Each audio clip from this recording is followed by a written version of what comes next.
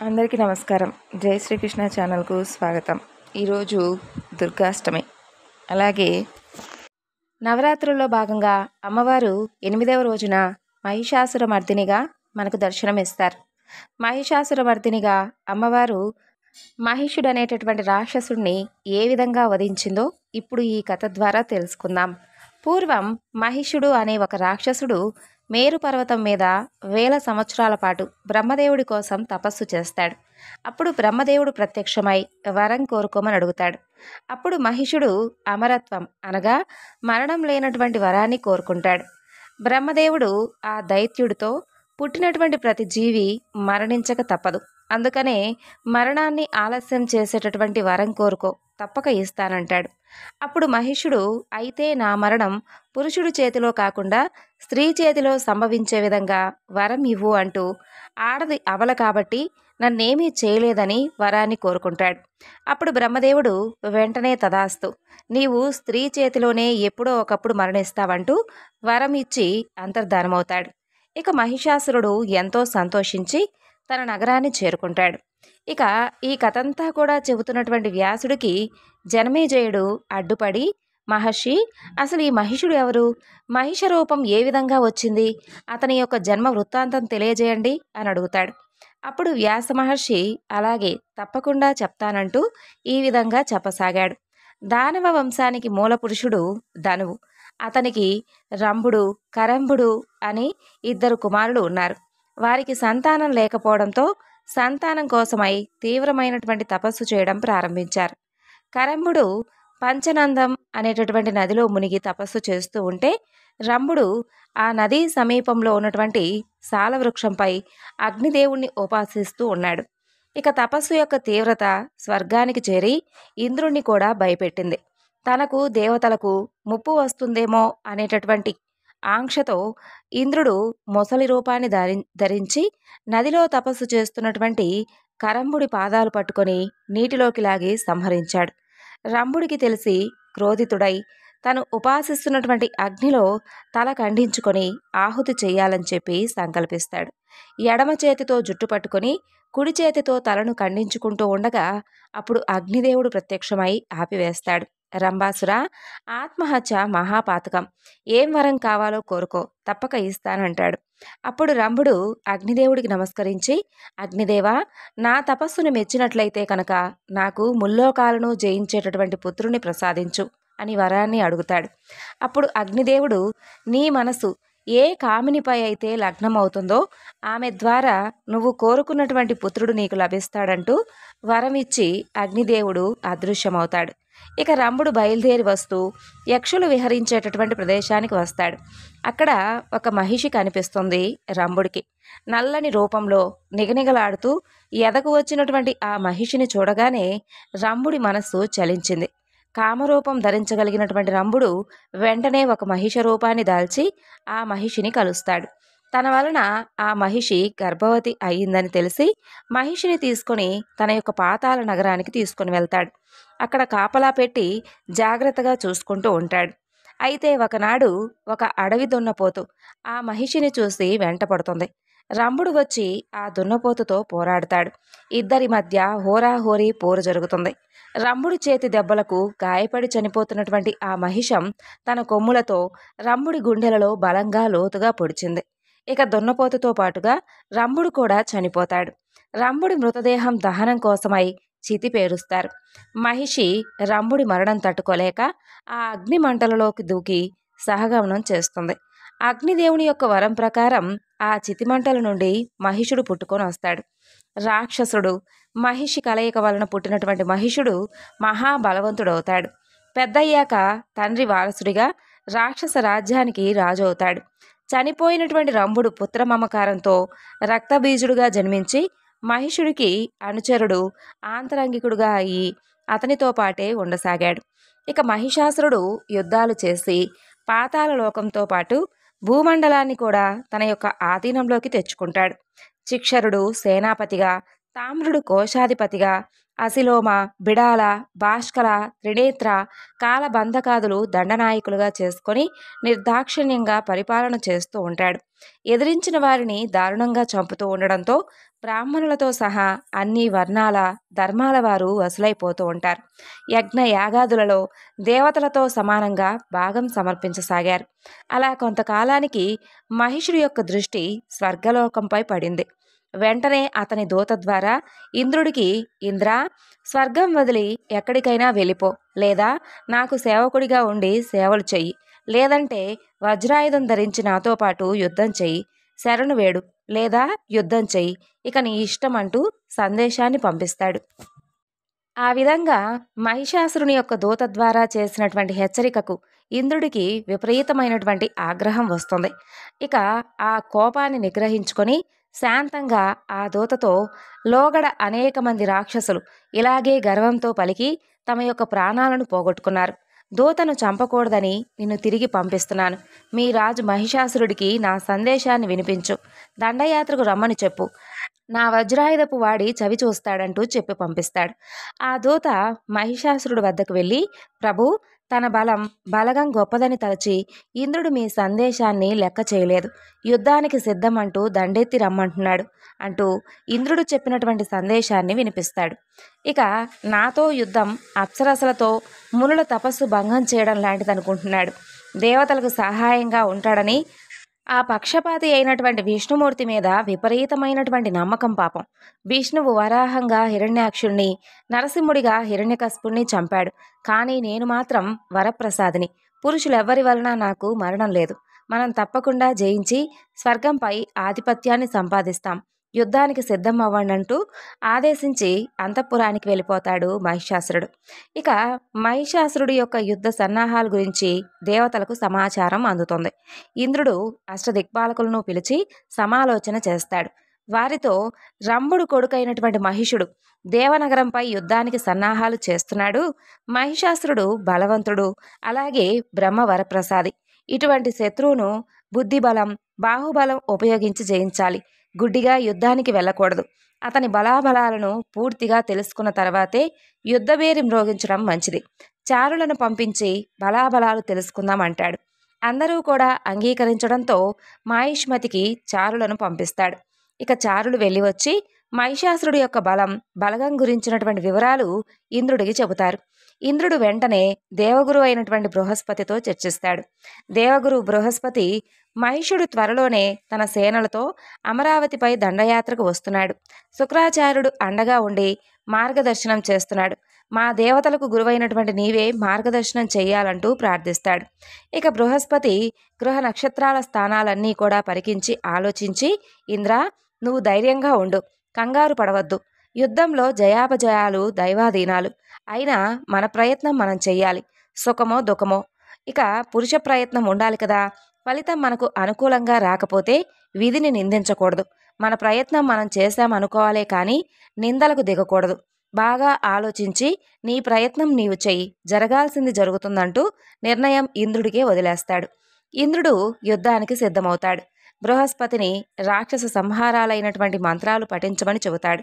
బృహస్పతి నవ్వి, నేను యుద్ధానికి దిగమని లేదా వద్దని చెప్పలేదు. బుద్ధిమంతుడు కార్యసిద్ధి కోసం తగినటువంటి ఉపాయాన్ని వెతుకుతాడు. ఫలితం ఎప్పుడూ కూడా విధి నిర్ణయమే అని అనగా ఇంద్రుడు బృహస్పతి యొక్క ఉద్దేశాన్ని అర్థం చేసుకుంటాడు. వెంటనే బ్రహ్మదేవుడి వద్దకు వెళ్ళి మహిషాసురుడి దండయాత్ర గురించి చెప్పి సహాయాన్ని కోరుకుంటాడు. అప్పుడు బ్రహ్మదేవుడు ఆలోచించి, ఇంద్ర, మనం పరమేశ్వరుని తీసుకుని విష్ణుమూర్తి వద్దకు వెళదాం, తగినటువంటి ఆలోచన చేద్దామని ఇంద్రుడితో కలిసి కైలాసానికి వెళ్ళి పరమేశ్వరుని తీసుకొని విష్ణుమూర్తి వద్దకు వెళతాడు. విష్ణువు, బ్రహ్మ, శంకరుడు, ఇంద్రుడు, అలాగే అష్టదిక్పాలకులతో ఆలోచించి మహిషాసురుని సంహరిద్దాం, యుద్ధం చేద్దామని ప్రకటిస్తాడు. ఇక దేవతలు యుద్ధ సన్నాహాలు చేసుకొని సిద్ధంగా ఉంటారు. మహిషాసురుడు చెప్పినట్లే దండయాత్ర చేస్తాడు. దేవదానవుల మధ్య భయంకరమైనటువంటి యుద్ధం ఆరంభమవుతుంది. ఇంద్రుడి కొడుకు జయంతుడు 5 బాణాలతో బిడాలుని సంహరిస్తాడు. మహిషాసురుడు మండిపడి తామ్రుణ్ణి దేవతలపై యుద్ధానికి పంపిస్తాడు. యముడి ఒక్కడి వలన తామ్రుణ్ణి ఆపడం సాధ్యం కాకపోవడంతో అష్టదిక్పాలకులు 8 మంది కలిసి విజృంభించి తామ్రుణ్ణి చంపేస్తారు. దేవతల ఉత్సాహం పెరుగుతుంది. మహిషాసురుడు స్వయంగా యుద్ధంలోకి వస్తాడు. తన మాయలు, ఆయుధాలు ప్రయోగిస్తూ దేవతలందరినీ కూడా జయిస్తూ ఉంటాడు. శాంభరీ విద్యతో కోటానుకోట్లు మహిషాసురులు ఆవిర్భవించి దేవసేనలను చీల్చి చెండాడుతూ ఉంటారు. ఇంద్రుడికి సహాయంగా త్రిమూర్తులు బ్రహ్మ, విష్ణు, మహేశ్వరులు యుద్ధంలో దిగుతారు. విష్ణువు శాంభరీ మాయను తన యొక్క సుదర్శన చక్రాన్ని ప్రయోగించి తొలగిస్తాడు. ఇక త్రిమూర్తులు ఎంత పోరాడినా కూడా మహిషాసురుడికి ఉన్నటువంటి వరప్రభావంతో ఓడించలేకపోతారు. దాంతో వారు అంతర్ధానమైపోతారు. ఇక ఇంద్రుడు దిక్పాలకులతో కలిసి ఎంత పోరాడినా కూడా ఓటమి తప్పలేదు. దేవేంద్రుడితో సహా అందరూ కూడా అక్కడి నుండి పారిపోతారు. బయలుదేరి స్వర్గానికి వెళ్ళి ఇంద్రాసనం మీద కూర్చొని తన యొక్క ఆధిపత్యంలోకి తెచ్చుకుంటాడు ఇంద్రుడు. ఇక ఆ విధంగా పారిపోయినటువంటి దేవతలందరూ కూడా కొండలలోనూ, గుహల్లోనూ, అడవుల్లోనూ తలదాచుకొని కొంతకాలానికి రహస్యంగా బ్రహ్మదేవుడి వద్దకు వెళతారు. ఆయనకు మొక్కి, పితామహ, దేవతల పట్ల ఇంత నిర్దయగా ఎలా ఉన్నారు? దేవతలకు తండ్రివి, బిడ్డల పట్ల కనికరం చూపించు.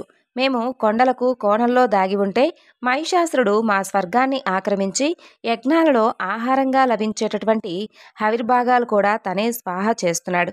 మా జీవితాలు ఈ విధంగా గడపవలసిందేనా? దారి చూపు అంటూ ప్రార్థిస్తారు. అప్పుడు బ్రహ్మదేవుడు జాలితో, దేవతలారా, మహిషాసురుడు పురుషుల చేతిలో చావులేనటువంటి వరాన్ని కోరాడు. కాబట్టి కేవలం స్త్రీ మాత్రమే అతనిని సంహరించగలదు అని చెబుతాడు. ఇక అదంతా కూడా పరమేశ్వరుడు వింటాడు. బ్రహ్మతో విరించి, మహిషుడి తపస్సుకు మెచ్చి కోరినటువంటి వరం ఇచ్చింది నీవే కదా, మన భార్యలు వారితో యుద్ధం చేయలేరు కదా, పద విష్ణువు దగ్గరకు వెళదాం, ఆయన ఏదో ఒక మార్గం చెప్తాడు అంటాడు. అలా అందరూ కలిసి శ్రీ మహావిష్ణువు దగ్గరకు బయలుదేరి వెళ్తారు. విష్ణువు దేవతలందరినీ అలాగే బ్రహ్మ, శంకరులను ఆహ్వానించి వచ్చినటువంటి కార్యం గురించి అడుగుతాడు. దేవతలందరూ కూడా నమస్కరించి, జగద్రక్షక కృష్ణ, మహిషాసురుడు స్వర్గాన్ని ఆక్రమించి మమ్మల్ని తరిమివేయడమే కాకుండా నానా కష్టాలు పెడుతున్నాడు. బ్రహ్మదేవుడు ఇచ్చినటువంటి వరం వలన పురుషుడు మహిషాసురుణ్ణి చంపలేడు. మరి మహిషాసురుణ్ణి చంపగలిగినటువంటి స్త్రీ ఎవరు? మీరే ఆలోచించి మాకొక మంచి మార్గాన్ని చూపించండి అంటూ శ్రీ మహావిష్ణువుని అడుగుతారు. అప్పుడు శ్రీ మహావిష్ణువు ఆలోచించి, దేవతలారా, మనమంతా కలిసి మహిషాసురుడితో పోరాడాం, కానీ ఓడించలేకపోయాం. ఇప్పుడు స్త్రీ చేతిలోనే మహిషాసురుడి మరణం ఉందని తెలిసింది కదా. ఇప్పుడు మనం మన సకల దేవతాంశాలను, తేజశక్తులను కలిపి ఒక స్త్రీమూర్తిని సృష్టించినట్లయితే ఆమె మహిషాసురుణ్ణి చంపగలదు. కాబట్టి మనం మన తేజస్సులను కలిపి ఒక మహా తేజోరాశిని చేద్దాం. తరువాత ఆదిపరాశక్తిని, ఆ యొక్క మహా తేజస్సు నుండి ఒక మహాశక్తిని స్త్రీ రూపంలో ఇవ్వమంటూ ప్రార్థిద్దాం. ఒక శక్తి స్వరూపిణి ఉద్భవిస్తుంది. మనందరి ఆయుధాలు ఆమెకు సమర్పిద్దాం. ఆమె త్రిశూలాది సకల ఆయుధాలతో అవలీలగా ఆ మహిషాసురుణ్ణి సంహరిస్తుందంటూ శ్రీ మహావిష్ణువు చెప్పినటువంటి ఉపాయానికి దేవతలందరూ కూడా అంగీకరిస్తారు. బ్రహ్మ నుండి పద్మరాగ మణికాంతితో, పరమేశ్వరు నుండి వెండి కాంతితో, శ్రీ మహావిష్ణువు నుండి నీలపు రంగుతో వెలువడినటువంటి తేజస్సులు కలిసి మొదట ఒక తేజోరాశిగా ఏర్పడతాయి. ఆ యొక్క తేజోరాశికి ఇంద్రుడు, దిక్పాలురు, ఇతర దేవతల నుండి వెలువడినటువంటి తేజస్సులు కలుస్తాయి. సకల దేవతల తేజస్సులు విలీనమై కోటి సూర్యుల కాంతితో ఒక మహా తేజస్సు ఏర్పడుతుంది. ఇక అందరూ కూడా ఆదిపరాశక్తిని ప్రార్థిస్తారు. ఆమె కరుణాకటాక్షంతో ఆ యొక్క మహా తేజస్సు ఒక స్త్రీమూర్తిగా మారుతుంది. ఆమె సౌందర్య రాశి, త్రిగుణాత్మిక, అష్టాదశ భుజి, త్రివర్ణి, విశ్వమోహిని, తెల్లని ముఖం, నల్లని కన్నులు, ఎర్రని పెదవులు, చిగురుటాకు వంటి అరచేతులతో శరీరమంతా కూడా దివ్యాభరణాలు కలిగి ఉంటుంది. దేవతలందరూ కూడా ఆశ్చర్యంతో చూస్తూ ఉండగానే ఆమె 18 చేతులతో 1000 చేతులవుతాయి. ఇప్పుడు ఆమె సహస్రభుజి అవుతుంది. మహిషాసుర సంహారానికి ఆవిర్భవించినటువంటి మహా తేజస్వి ఆ తల్లి. జన్మేజయుడు వ్యాసుడు ప్రసంగానికి అడ్డుపడి, మహర్షి, దేవి శరీరం ఎలా దేవతల తేజస్సులతో ఏర్పడిందో వినాలనుంది, దాని గురించి వివరించండి అని అడుగుతాడు. అప్పుడు వ్యాసుడు నవ్వి, రాజా, నీ కుతూహలం అర్థం చేసుకున్నాను, విను, వివరిస్తానంటూ ఈ విధంగా చెప్పసాగాడు. శంకరుని యొక్క తేజస్సుతో శ్వేతవర్ణపు ముఖపద్మం ఏర్పడింది. యముని యొక్క తేజస్సు పొడవైనటువంటి నల్లని కురులయ్యాయి. అగ్నిదేవుని యొక్క తేజస్సుతో కృష్ణశ్వేత రక్తవర్ణపు 3 కన్నులు ఏర్పడతాయి. ప్రాత సాయం సంధ్యలు కనుబొమ్మలవుతాయి. వాయుదేవుని యొక్క తేజస్సు చెవులవుతాయి. కుబేరుని యొక్క తేజస్సు ముక్కు అవుతుంది. ప్రజాపతి యొక్క తేజస్సుతో దంతాలు ఏర్పడతాయి. సూర్యుని యొక్క తేజస్సు కింద పెదవిగా, కార్తికేయుని యొక్క తేజస్సు పై పెదవిగా మారాయి. విష్ణువు యొక్క తేజస్సుతో అష్టాదశ భుజాలు ఏర్పడ్డాయి. వసువుల యొక్క తేజస్సుతో చేతులకు వేళ్లు ఏర్పడ్డాయి. చంద్రుని యొక్క తేజస్సు అమ్మవారికి వక్షోజద్వయమైంది. ఇంద్రుని తేజస్సు మధ్య భాగం ఏర్పడింది. వరుణుని యొక్క తేజస్సుతో కాళ్ళు ఏర్పడ్డాయి. భూదేవి యొక్క తేజస్సుతో విశాలమైనటువంటి జగనం కటి ఏర్పడింది. ఈ విధంగా సర్వగుణ శుభకర స్వరూప అలాగే సుస్వర అయినటువంటి దేవీ రూపం చూసి దేవతలందరూ కూడా మహిషాసురుని యొక్క పీడ వదిలిపోతుందని ఆనందిస్తారు. ఆ విధంగా శ్రీ మహావిష్ణువు దేవతలందరినీ కూడా తమ తమ ఆయుధాలు దేవికి సమర్పించమంటూ ఆదేశిస్తాడు. దేవతలందరూ కూడా దివ్యాభరణాలు, దివ్య వస్త్రాలు, దివ్య ఆయుధాలను సమర్పించడం ప్రారంభిస్తారు. క్షీరసముద్రుడు ఎర్రని రంగు దివ్య వస్త్రాలను, హారాన్ని, సూర్యకోటి చూడామణిని, రత్నమణిమయ కడియాలను ఇస్తాడు. విశ్వకర్మ కేయూర కంకణాలు ఇవ్వగా త్వష్ట నూపురాలు సృష్టించి ఇస్తాడు. ఆ విధంగా విష్ణువు తన యొక్క సుదర్శన చక్రం నుంచి చక్రం, శంకరుడు తన యొక్క త్రిశూలం నుండి త్రిశూలాన్ని సృష్టించిస్తాడు. వరుణుడు శంఖం, అగ్నిదేవుడు శతాగ్ని ఇస్తారు. ఈ విధంగా దేవతలందరూ కూడా వారి వారి యొక్క తేజస్సులను అలాగే వివిధ రకాల ఆయుధాలను ఆ తల్లికి గంగాజలంతో కూడినటువంటి దివ్య కమండలాన్ని బహుకరించి ఇస్తారు. అలా వివిధ ఆభరణాలతో వివిధ ఆయుధాలతో ప్రకాశిస్తూ ఉన్నటువంటి మహాదేవిని చూసి దేవతలందరూ కూడా తన్మయులై భక్తి పారవస్యంతో ఆ తల్లిని స్తుతిస్తారు. తల్లి జగన్మాత, మహిషాసురుడు స్త్రీ చేతిలోనే మరణిస్తాడు. వాడు మమ్మల్ని హింసించడంలో ఆనందాన్ని పొందుతున్నాడు. నీవే ఆ రాక్షసుడిని సంహరించగలిగినటువంటి సమర్థురాలివి. మాకు విజయాన్ని కలిగించి స్వర్గాన్ని దేవతలకు తిరిగి ఇప్పించమ్మా అంటూ ప్రార్థిస్తారు. అప్పుడు జగన్మాత దేవతల యొక్క స్తుతి స్తోత్రాలకు, ప్రార్థనలకు ప్రసన్నురాలై చిరునవ్వుతో మీ కష్టాలు తొలగిపోతాయి, నిర్భయంగా ఉండండి, ఆ మహిషాసురుని నేను తప్పక సంహరిస్తాను అంటూ అభయమిచ్చి మహిషాసురుడి నగరానికి వెళుతుంది. నగరం బయట ఉండి భూమి ఆకాశం కంపించేలా వికటాట్టహాసం చేస్తుంది. పర్వతాలన్నీ కూడా కదిలి మహిషాసురుడు ఆ యొక్క ధ్వనికి క్రోధం చెందుతాడు. దానవులను పిలిచి ఆ గర్జన చేసిన వాడిని పట్టుకుని రండి, దేవతలైనా సరే ఇప్పుడే శిక్షిస్తాను అని పలికేసరికి దానవులందరూ కూడా నగరం 4 వైపులకి వెళ్ళి వెతుకుతారు. 18 భుజాలతో, దివ్యాభరణాలతో, ఆయుధాలతో సర్వాంగ సుందరంగా సింహవాహిని అయినటువంటి దేవిని చూస్తారు. కుబేరుడిచ్చినటువంటి సువర్ణ పాత్రలో ఉన్నటువంటి సురను మధుపానం చేస్తూ వికటాట్టహాసం చేస్తున్నటువంటి మహాదేవిని చూడగానే భయంతో వారు కంగారు పడతారు. పరిగెత్తుకుంటూ వెళ్ళి మహిషాసురుడితో, దానవరాజా, అష్టాదశ భుజాలతో అష్టాదశ ఆయుధాలను ధరించి సింహవాహిని అయి ఒక దేవతా స్త్రీ కనిపించింది. ఆమె సురాపానం చేస్తూ వికటాట్టహాసం చేస్తోంది. ఆమె నేల మీద లేదు. ఆకాశంలో నిలబడినటువంటి ఆమెకు సకల దేవతలు స్తోత్రాలు చేస్తున్నారు. అపూర్వ సౌందర్యం కలిగినటువంటి ఆమెను మేము ఎప్పుడూ చూడలేదు అంటూ ఆ దేవి యొక్క సౌందర్యం గురించి వర్ణిస్తారు. మహాదేవి యొక్క సౌందర్య వర్ణన దూతల నుండి విన్నటువంటి మహిషాసురుడు ఆ దేవిపై మోహితుడవుతాడు.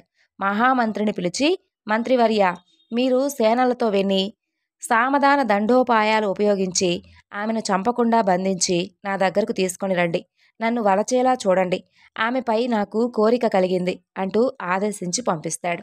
మహామంత్రి మహాదేవి వద్దకు వెళ్ళి దూరంగా నిలబడి, ఓ జగన్మోహిని, ఎవరు నీవు? నీ సౌందర్యం గురించి విన్నటువంటి మా ప్రభువు మోహితుడయ్యాడు. నీవు అతని వద్దకు వస్తే మంచిది, లేదా అతనే నీ వద్దకు వస్తాడు. నీవు ఎలా చెబితే అలా చేస్తానంటూ వినయంగా అడుగుతాడు. అప్పుడు మహాదేవి ఆ రాక్షస మంత్రి మాటలకు విరగబడి నవ్వుతుంది. తిరిగి గంభీరంగా మారి, ఓ రాక్షస మంత్రి, నేను దేవతలకు తల్లిని, మహాదేవిని. వారి కష్టాల పాలు చేసినటువంటి మహిషాసురుని సంహరించడానికి వచ్చాను. ఒంటరిగా సైన్యం లేకుండా నేనే వచ్చాను. కానీ నా శక్తులు, ఆయుధాలు కోట్ల సైన్యంలో సమానం.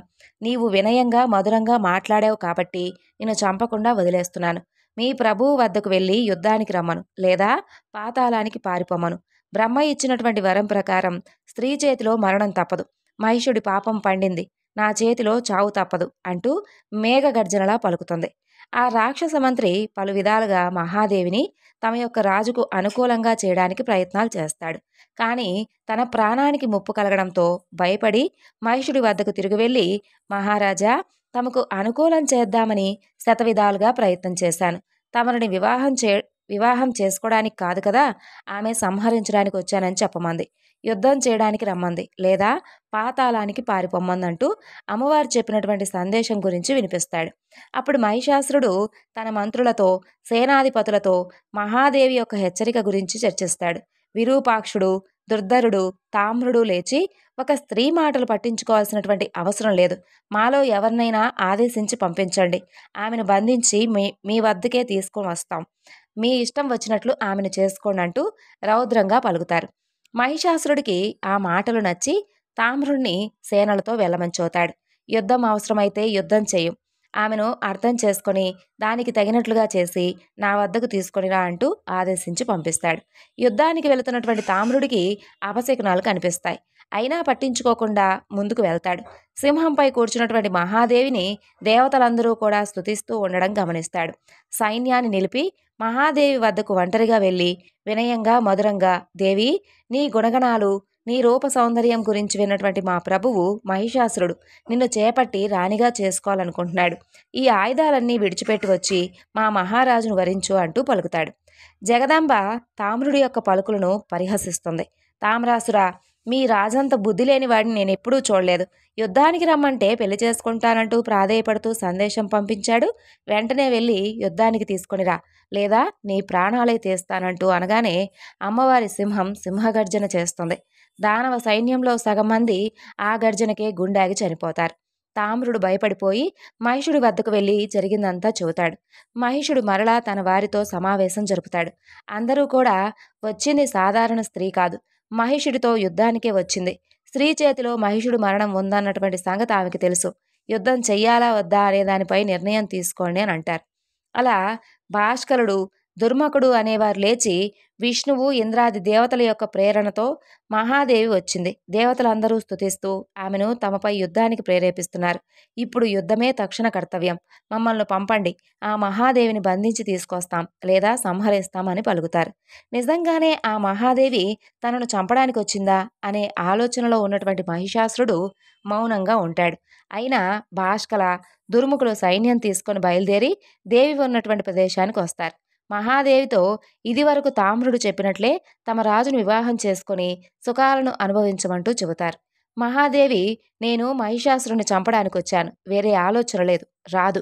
మీరు వెళ్ళి చెప్పలేదంటే మీ రాజు కన్నా ముందు మీరు యముడి వద్దకు వెళ్తారంటూ గర్జిస్తుంది. అలా భాస్కరుడు, దుర్ముఖుడు యుద్ధానికి సిద్ధమవుతారు.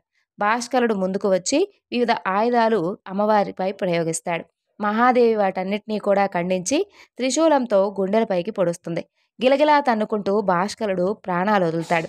దేవతలందరూ కూడా జయ జయధ్వానాలు చేస్తారు. ఆ తరువాత దుర్ముఖుడు యుద్ధం చేస్తూ ఉంటాడు. ఆగ్రహావేశాలతో ఉన్నటువంటి దేవి పొడవాటి కత్తితో వాడి తల కూడా నరికేస్తుంది. దేహం నేలపై పడుతుంది. రాక్షస సేనలు హాహాకారాలు, దేవతల యొక్క జయ జయధ్వానాలు మిన్నంటుతూ ఉంటాయి. ఇక ఆ తరువాత అమ్మవారికి ఆ అధిక ప్రసంగం మరింత క్రోధం రగిలించింది. నేనొచ్చింది మహిషుని చంపడానికి, మీకు మీ సేనలకు కూడా చావే గతి, సిద్ధం కండి అంటూ ఆగ్రహంగా పలుకుతుంది. శిక్షురుడు అనేక బాణాలు అమ్మవారిపై ప్రయోగిస్తాడు.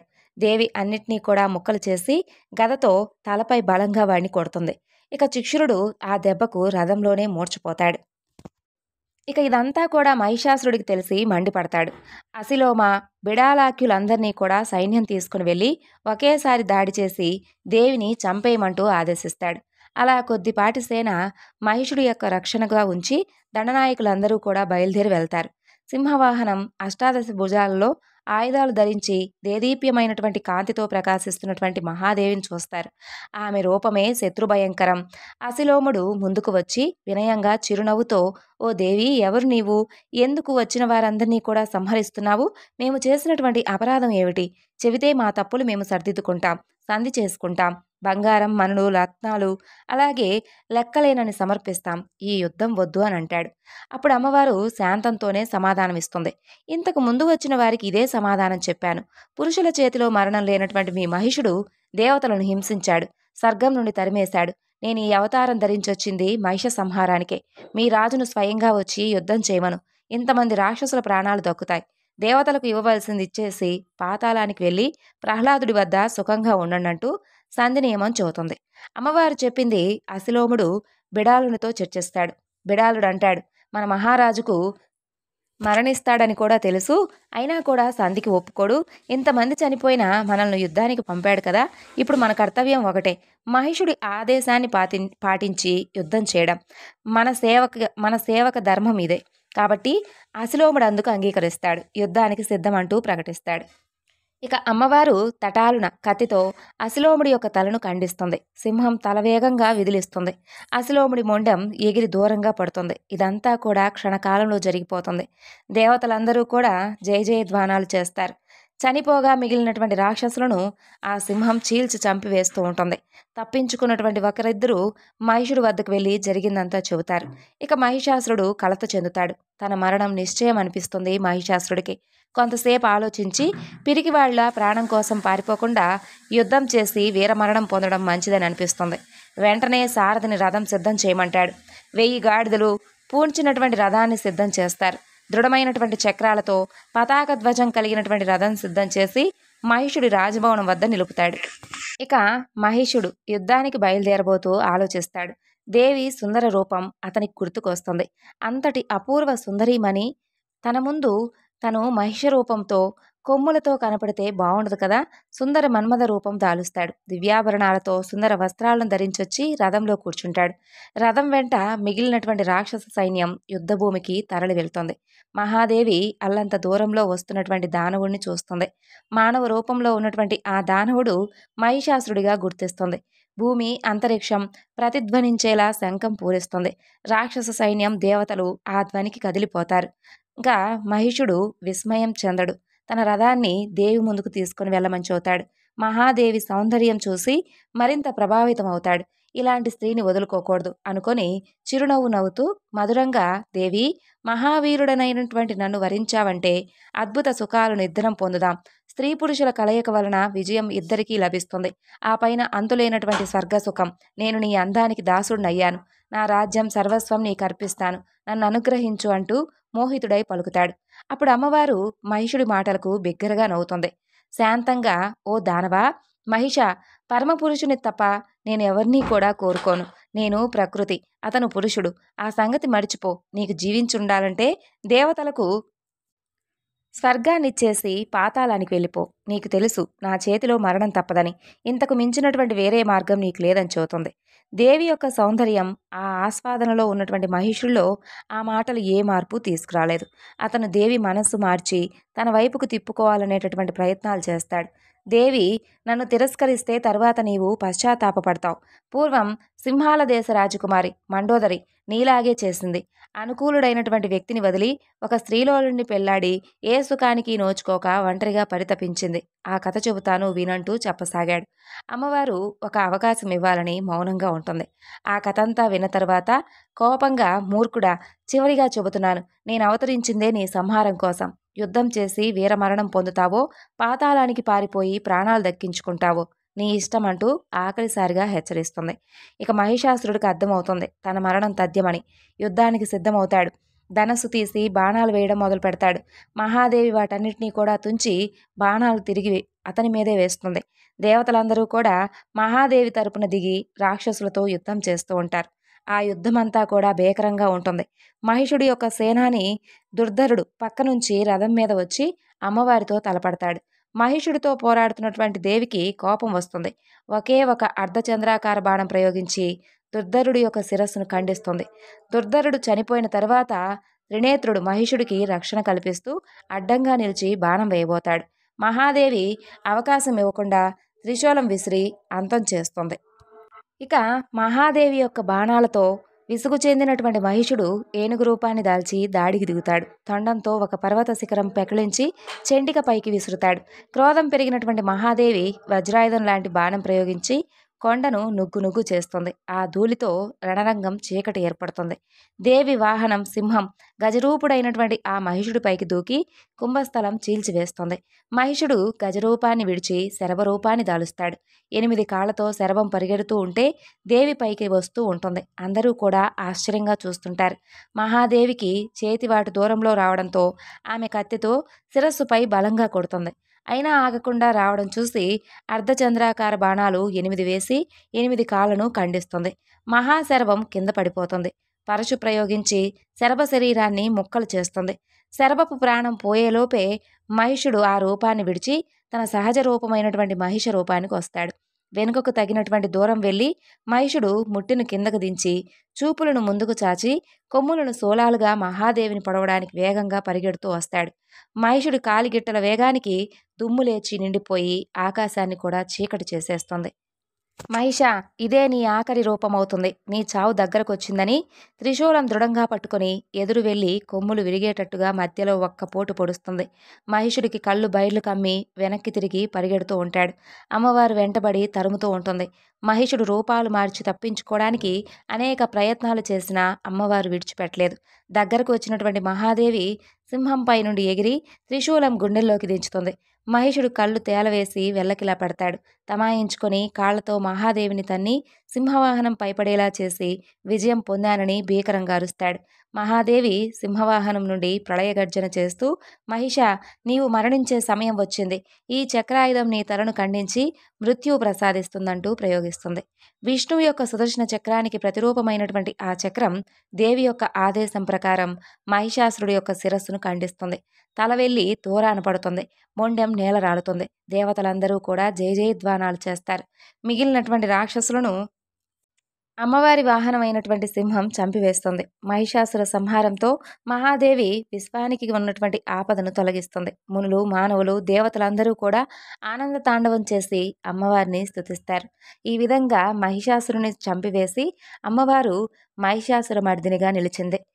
ఈ వివరణ మీకు అందరికీ కూడా నచ్చింది అనుకుంటున్నాను. నచ్చితే తప్పకుండా మరికొంతమందికి షేర్ చేయండి. జై శ్రీకృష్ణ.